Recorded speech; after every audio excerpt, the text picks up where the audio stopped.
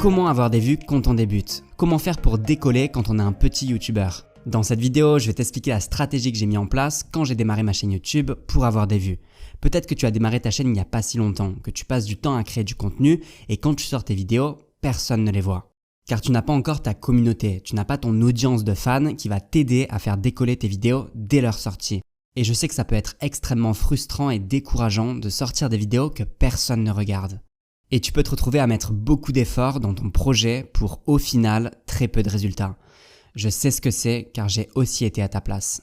Mais la bonne nouvelle, c'est qu'il existe une méthode pour être mise en avant par la plateforme au tout début.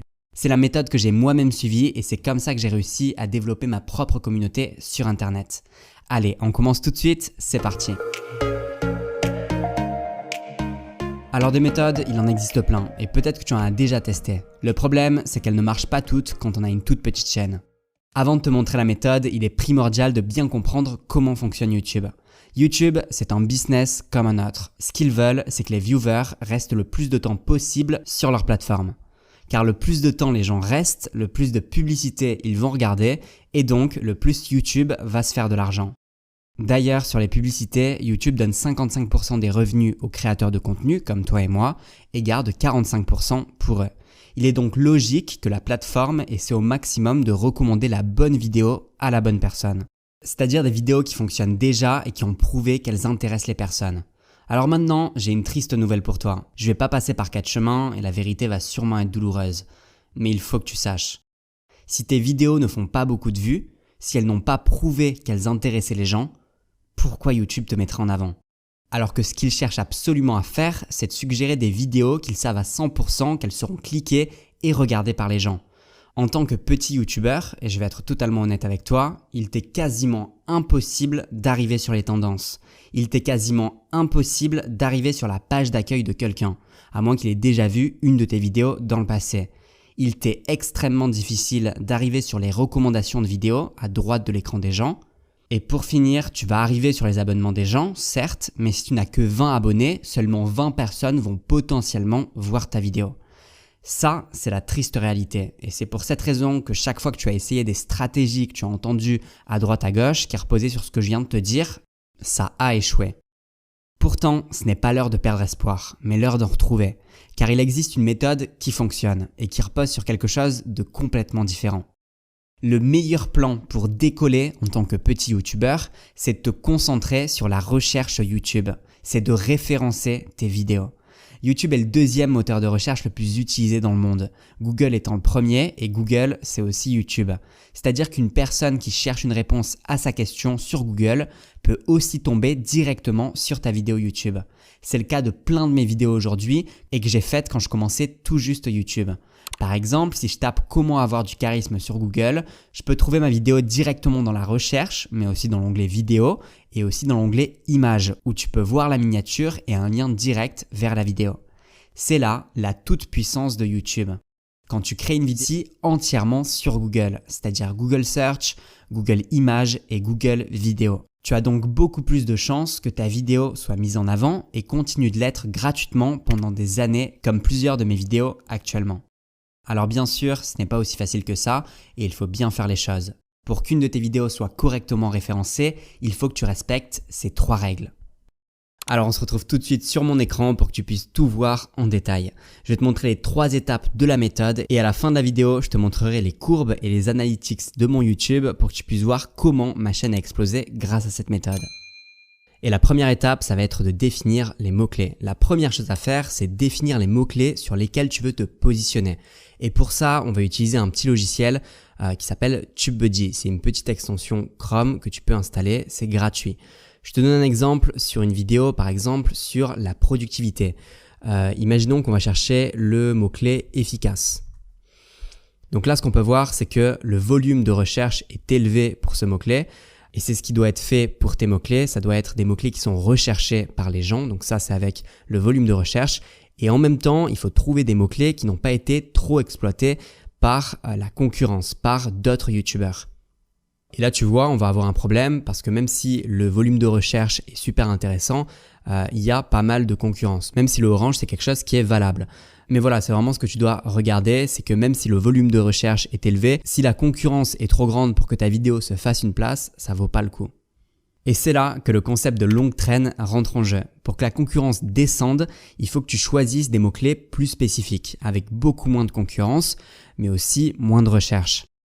L'idée, c'est d'être sur la première page de recherche d'une requête un peu plus longue. Par exemple, ce qu'on va pouvoir faire, c'est comment être efficace pendant les vacances, comment être efficace depuis chez soi. C'est ce que je vais faire. Efficace depuis chez soi. Et ce que tu vas voir, c'est que probablement que le volume de recherche va être plus bas. C'est exactement ça, il est dans l'orange. Mais au niveau de la compétition, de la concurrence, c'est excellent. Donc là, c'est vraiment à toi de chercher les mots-clés qui sont pas trop utilisés pour que tu n'aies pas forcément beaucoup de concurrence, mais en même temps, un volume de recherche qui soit intéressant. Sur la droite, on voit aussi d'autres mots-clés qui peuvent être intéressants, comme pour la vidéo efficace depuis chez soi, on a travaillé à domicile et tu vois que le volume de recherche est plus intéressant et la compétition est dans la moyenne à peu près, on va dire qu'elle est dans le jaune. Ce travail de mots-clés que je suis en train de faire là avec l'extension TubeBuddy, il est super important, notamment quand on a une petite chaîne YouTube. C'est super important de s'intéresser à ce que les gens recherchent et à ce que les autres créateurs de contenu font sur la plateforme. Quand ta chaîne grandira, tu débloqueras vraiment de nouveaux terrains de jeu parce que plus tu vas avoir une chaîne qui est puissante, qui est grande, avec une communauté qui est importante et plus ses résultats vont changer sur les mots-clés. Tu peux voir aussi qu'il y a deux onglets. En fait, Weighted, c'est par rapport à ta chaîne, c'est-à-dire que TubeBuddy prend en compte la puissance de ta chaîne, si c'est une grande chaîne ou pas et combien de vidéos tu as fait dessus et quelles sont les thématiques de ta chaîne. Par exemple, pour moi, si on va sur Unweighted, tu vas voir que c'est pas du tout la même chose au niveau de la compétition, tout simplement parce que dans Weighted, TubeBuddy prend en compte les thématiques de ma chaîne et tout ce qui est organisation, efficacité, travailler depuis Internet, ce sont des thématiques que j'ai pas mal abordées sur ma chaîne. Donc, elle a une plus grande puissance sur ces mots-clés. Donc, plus tu vas venir créer des vidéos sur une certaine thématique et plus ça va aussi jouer sur ton référencement. Quand ta chaîne va grandir, tu vas débloquer de nouveaux terrains de jeu, c'est-à-dire que tu pourras venir référencer tes vidéos sur des mots-clés qui sont plus populaires et plus concurrentiels, car la concurrence ne sera plus un aussi grand problème qu'au début. Donc pour trouver les mots-clés, moi je fais vraiment ce travail avec l'extension TubeBuddy. C'est vraiment super intéressant pour toi, ça te permet de savoir si tu peux traiter certains mots-clés ou si au contraire ils sont encore trop compétitifs pour toi. Tu peux télécharger TubeBuddy en cliquant sur le lien qui est dispo dans la description de cette vidéo. C'est gratuit et ça fait vraiment la différence avec les autres créateurs qui ne l'utilisent pas. Donc la première étape, c'était donc de définir ces mots-clés. La seconde, c'est avoir un bon taux de clic. Et pour te montrer ça, on va aller plus profondément dans mes statistiques. Maintenant que tu as fait ce travail sur les mots-clés, que tu as créé des vidéos que les gens étaient prêts à rechercher, il faut que ces mêmes personnes cliquent sur ta vidéo. Parce que quand une personne va rechercher sur YouTube une réponse à son problème et qu'elle va tomber devant ta vidéo, il va aussi y avoir les vidéos des concurrents. Et il faut que ces personnes cliquent sur ta vidéo au lieu de cliquer sur les autres vidéos. Pour cela, il faut que le titre de ta vidéo et la miniature soient attractifs. Il faut que les gens aient une envie folle d'en savoir plus. Et pour cela, je vais te montrer le petit entonnoir d'une de mes vidéos. C'est un entonnoir que tu peux aussi retrouver en allant directement sur ton YouTube Studio, en cliquant sur une vidéo et ensuite en allant ici dans Analytics. Et tu peux voir que dans cet entonnoir, il y a eu 1,5 million d'impressions sur cette vidéo. Une impression, c'est chaque fois que ta miniature et ton titre a été montré à une personne. Et ensuite, il y a 6% des gens qui ont vu la miniature de cette vidéo qui ont décidé de cliquer pour la regarder. Ton taux de clic, c'est vraiment super important parce que ça permet à YouTube de savoir s'il doit continuer à montrer une de tes vidéos dans notamment la page de résultats des recherches ou alors s'il doit privilégier d'autres vidéos, les vidéos de tes concurrents. Et ça se détermine par le taux de clic. Tu peux voir ici dans l'information que sur les 1,5 million d'impressions, 63% a été via les recommandations de mon contenu YouTube et 36% par rapport aux recherches du contenu par les spectateurs. Et ici, tu peux voir les types de sources de trafic et on revient à ce que je t'ai dit, c'est que la recherche YouTube, c'est le plus important, le plus grand pourcentage pour la source de trafic. Et ça, c'est parce que j'ai vraiment fait tout ce travail en amont sur les mots-clés, sur la recherche d'une requête que les gens vont pouvoir rechercher sur YouTube. sur une grande majorité de mes vidéos, je mets vraiment l'accent sur la recherche YouTube parce que je sais que si une bonne partie des gens va venir rechercher le contenu, au bout d'un moment, YouTube va se dire que ça vaut le coup de le mettre en avant via les fonctionnalités de navigation et toutes les autres suggestions. Ici, tu peux voir les statistiques d'une de mes vidéos depuis son lancement jusqu'à aujourd'hui en 72 jours. Voilà ce qui s'est passé. C'est une vidéo qui a quasiment 100 000 vues aujourd'hui. C'est-à-dire qu'au début, toutes les courbes étaient très proches, c'est-à-dire les courbes entre la fonctionnalité de navigation, les recherches YouTube, les suggestions de vidéos et que j'ai vraiment fait tout le travail sur la recherche YouTube pour que ce soit vraiment une vidéo qui soit recherchée par les gens. Et au bout d'un moment, il y a vraiment une bascule qui est que toute cette période-là où les gens sont venus rechercher ma vidéo, elle a été mise en avant, elle a eu un bon taux de clic, elle a eu un bon taux d'engagement, c'est-à-dire que les gens sont restés jusqu'au bout, ils ont eu un bon engagement aussi sur la vidéo, ils l'ont commenté, ils l'ont liké, ils l'ont partagé à leurs amis.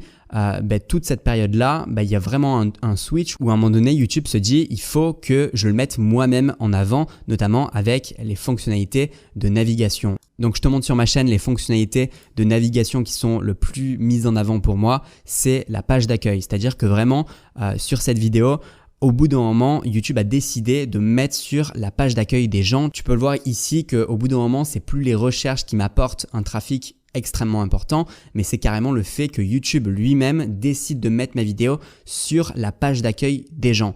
Mais j'ai été mis sur la page d'accueil des gens parce que j'ai vraiment fait tout ce travail sur la recherche YouTube qui est extrêmement important. Donc fais vraiment aussi le travail sur tes vidéos, fais le travail de chercher les mots-clés qui peuvent être intéressants, les requêtes que les gens peuvent rechercher parce que si tu fais tout ce travail-là, au bout d'un moment, ça va être récompensé pour toi et YouTube lui-même va te mettre en avant sur les suggestions à droite des vidéos, sur la page d'accueil des gens peut-être. Mais vraiment, c'est grâce à la méthode de la recherche YouTube que tu peux arriver à ce résultat-là, notamment si aujourd'hui tu es une petite chaîne YouTube. La troisième étape, c'est l'engagement d'une vidéo. C'est le final du petit entonnoir. C'est quand les gens ont vu ta vidéo, ont décidé de cliquer avec un bon taux de clic. Enfin, ce qui va être compté, c'est l'engagement. Et dans l'engagement, on a la durée moyenne de visionnage. Donc pour cette vidéo qui fait 10 minutes, tu vois qu'on est à 4 minutes 57, c'est-à-dire 5 minutes. On va dire 50% de watch time, ce qui est intéressant sur une vidéo. Les gens sont restés la moitié, en moyenne la moitié de la vidéo en ayant des personnes qui l'ont vraiment vu jusqu'au bout, c'est-à-dire 100%, et des personnes qui l'ont vu que 10-20%. C'est vraiment la moyenne de tout ça. L'engagement, comme je te l'ai dit, c'est aussi le fait que les gens likent ta vidéo, qu'ils en parlent dans les commentaires, qu'ils partagent ta vidéo. Et vraiment, tu dois essayer que les gens fassent ces actions en construisant ta vidéo d'une certaine manière pour qu'elle incite les personnes à faire ces actions-là. Une chose qui peut être intéressante aussi pour toi, c'est de répondre à tous les commentaires. Moi, c'est vraiment quelque chose que je faisais énormément, que je continue à faire dans les 24 premières heures de publication d'une vidéo, c'est de répondre à tous les commentaires. Parce que si tu as ne serait-ce que 10 commentaires et que tu réponds à tous les commentaires, d'un coup, tu as le double de commentaires en ayant répondu toi-même. Ce que je faisais aussi au tout début, c'est que je regardais ma propre vidéo quand je la lançais, que je me mettais moi-même un pouce bleu à ma vidéo parce que je partais du principe que si moi-même, le créateur de cette vidéo, j'allais pas liker ma vidéo et j'allais pas la regarder, c'est que ça valait pas le coup pour les autres de le faire. Donc vraiment, c'est ce que je faisais. Bien entendu, maintenant que ma chaîne a bien grandi, ça vaut moins le coup, mais au début, je trouve que ça valait le coup. Bref, du coup, je résume la méthode que je t'ai présentée dans cette vidéo. La première chose, c'est de faire le travail sur les mots-clés, tout simplement parce que les mots-clés permettent à tes vidéos d'être présents dans les recherches. La deuxième chose, c'est le taux de clic. Le taux de clic permet d'être cliqué et enfin, l'engagement qui permet d'être recommandé à de nouvelles personnes.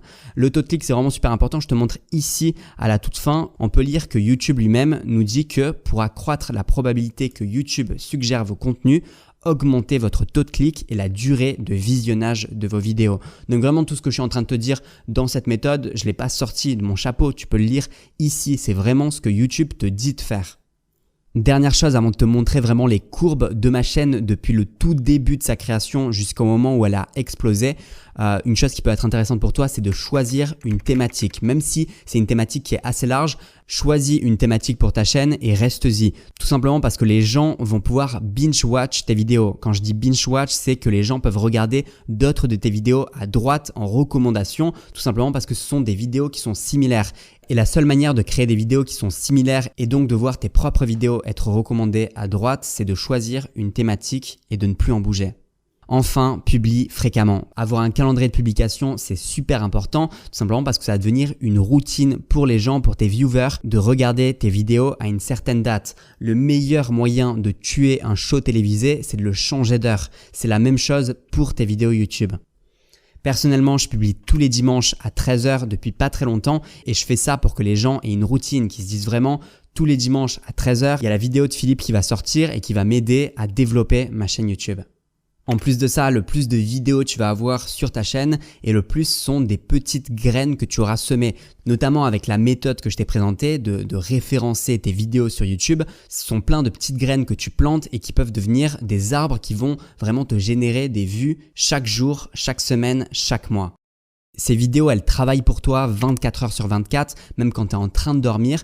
Et au bout d'un moment, il faut le voir comme un effet cumulé. Le fait d'avoir de plus en plus de vidéos sur ta chaîne qui travaillent pour toi, ça va te permettre de générer plus de vues et plus d'abonnés sur ta chaîne. Alors on finit avec les statistiques de ma chaîne pour vraiment te motiver. C'est les statistiques du début jusqu'au moment où vraiment ma chaîne a décollé. Et ce que tu peux voir, c'est vraiment que ça décolle d'un coup. C'est vraiment l'effet cumulé, vraiment l'effet boule de neige qui fait que d'un coup ça va partir. Et comme je te dis, le vert là, c'est exactement les fonctionnalités de navigation. C'est le fait que YouTube ait décidé de mettre sur la page d'accueil des gens. Et ça, c'est arrivé parce que j'ai vraiment fait ce travail au début de me concentrer sur les recherches YouTube parce que j'étais une petite chaîne et parce qu'il fallait vraiment que les gens eux-mêmes viennent rechercher une solution à leurs problèmes, tombent sur ma vidéo, décident de s'abonner.